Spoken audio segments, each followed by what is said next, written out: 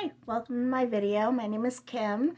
I went to the library yesterday and I just wanted to share what I got. Been in a romance mood. I'm often in a romance mood, but there's a lady named Chauncey, something like that. She has a lot of followers. I'll figure out what her real name is. But anyways, she had recommended some. She likes light, fluffy romances.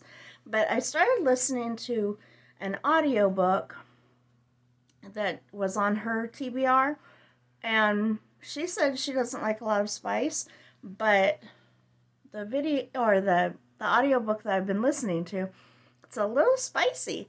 So I'm not sure if her idea of not a lot of spice and my idea of not a lot of spice is similar.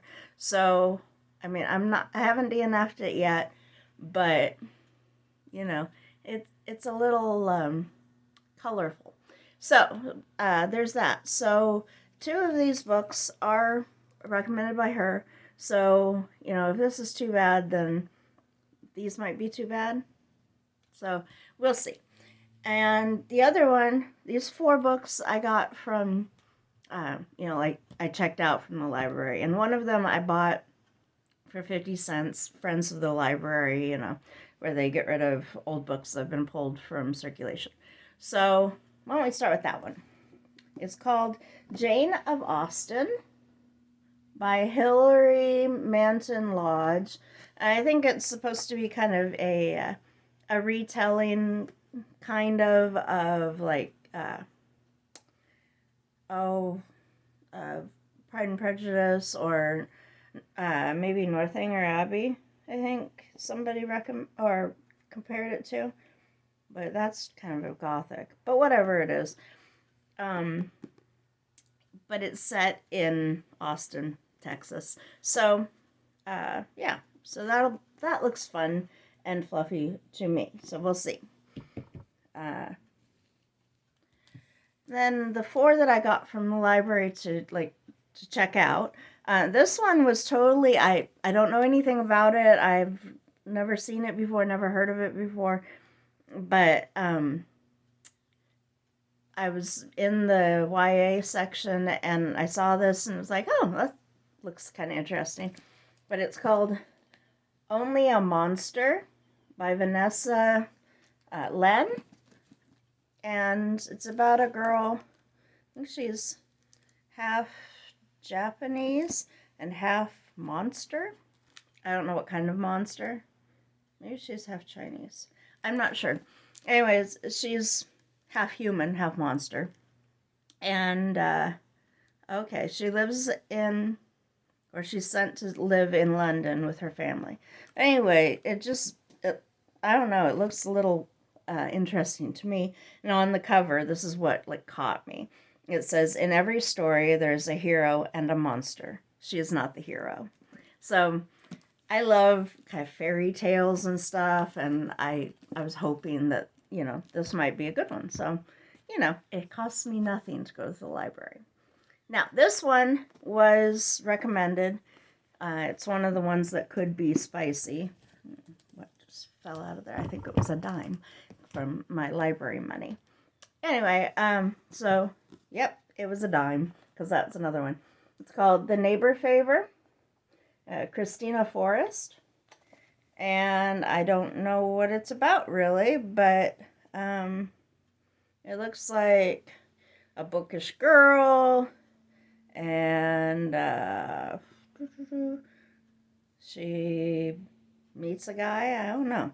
I don't want to read all this, but the basic idea.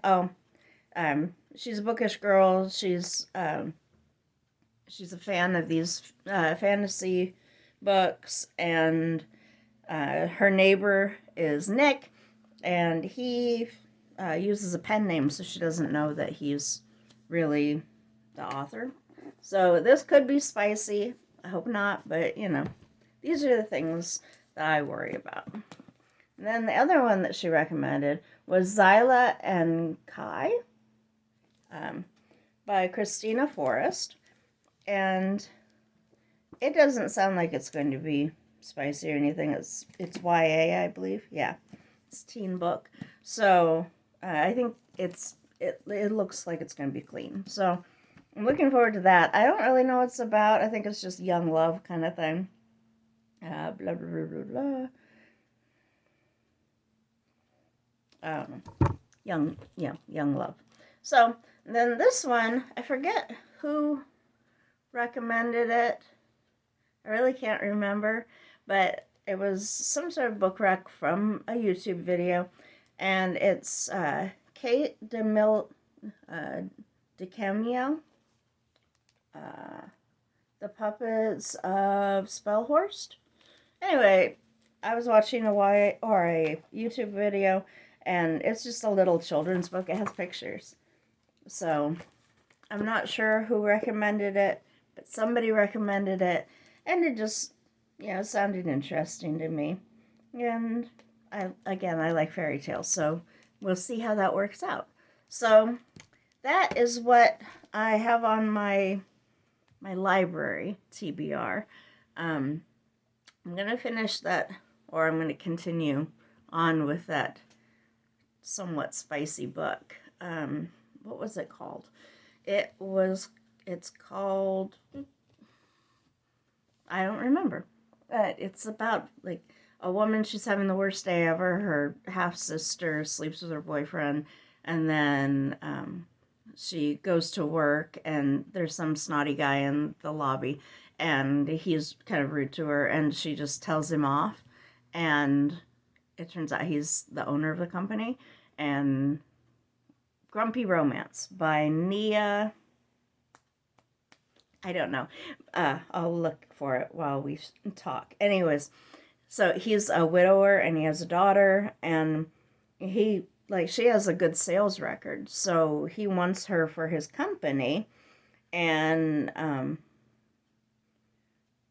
then when he meets her, she's horrible, but she's hot. So he also wants her for something else. Go ahead and guess what that might be. But like I said, it's a little... Oh, Nia Arthurs. Let's see. I'll share a picture of it, maybe. And then you can all see it. I have the pink version. I really hate the male narrator's voice, because he talks all raspy, and it's just gross. It's gross. And I feel really bad for people who actually need audiobooks, because they can't read, or their vision is impaired, whatever. Just because some of these voices are just so cringe, or they're so annoying, and you might really love a book, but if you have to listen to that, holy smuckers, I'd be beside myself. How am I supposed to listen to anything I want to read? So so I'm trying to get through that, but it's rough. And then his description of, his little thoughts about her, that with the raspy, creepy voice, that just, oh wow. I can't, that is not attractive. So that's actually why I've dealt with some of this spice for as long as I have, because it's not spicy the way he describes it. So it's, that has a cooling effect. So I'll leave it at that. Let's see, what else? So these are the books that I'm working on. I feel guilty, but I'm also reading a Christian book. Letter to an American Church by Metaxes. What's his first name? Well, whatever his name is. I'm listening to that on audiobook too. And then I'm also trying to read this book. It's a heavy tome, and because I don't have nice things to say about it, I'm not even going to mention it. But it's not even a tome. It's short, but it's a lot. It's heavy. I feel like I'm walking through mud reading it. So I think it has a lot of good information, but just, it is not my favorite. But I did promise myself that this year I'm going to read at least one Christian book per month. Last month I read Like a River by, authors. I can't remember authors' names. Granger Smith. He's a country western singer. If you like country, then maybe you know him. But I don't really listen to a lot of country, so I'm not familiar with him.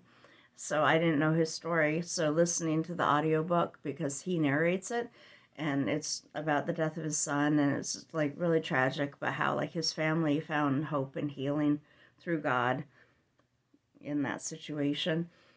I really enjoyed it, but like I wasn't familiar with the story, so it was all fresh and new to me. If I was already a fan, hearing it might be might be a little slower, but I gave it 5 stars. It was, no, not my first 5 star of the year. My first 5 star was the Count of Monte Cristo, but it was my second 5 star of the year. I actually had 4 5 stars this like last month or January. So I was pretty impressed with that. I read 9 books and 4 of them were 5 stars, so that was good. But I'm hoping that February will also be a good one, but we'll see. So thank you for listening to me ramble about books and about my library acquisitions. And I hope you have a great day, and see you later.